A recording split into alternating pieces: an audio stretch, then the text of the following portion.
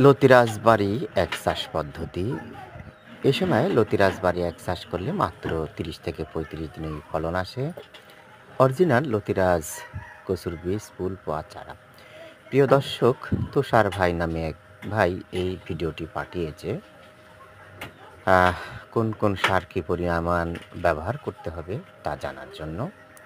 গাছগুলো মোটামুটি সুস্থ সবল রয়েছে, আপনারা দেখতে পাচ্ছেন। আমি তাকে পরামর্শ দিয়েছি ইউরিয়া টিএসপি সারের সাথে মোরগ মার্কা মাধ্যমিক সার ব্যবহারের। যদি মোরগ মার্কা মাধ্যমিক সার না পায় তাহলে ইউরিয়া টিএসপি সারের সাথে সিনজেন্টা কোম্পানির গ্রোজিং ব্যবহার করা যেতে পারে। প্রিয় দর্শক, দেখতে পাচ্ছেন, তাকে আরও পরামর্শ দিয়েছি যে সমস্ত লতি মাথায় পাতা গজিয়েছে বা চারা হয়েছে সে সমস্ত লতিগুলো কেটে ফেলা দেওয়ার জন্য। আপনারা দেখতে পাচ্ছেন, সেই সাথে যেহেতু এখন অবিরাম বৃষ্টিপাত হচ্ছে, সারগুলো অবশ্যই উপর দিয়ে না ছিটিয়ে ১.৫ হাত যে ফাঁকা রাখা হয়েছে এই সমস্ত জায়গা দিয়ে নিচু হয়ে ছিটিয়ে ছিটাতে সামনে যেতে হবে, যাতে গাছের পাতায় সার না পড়ে।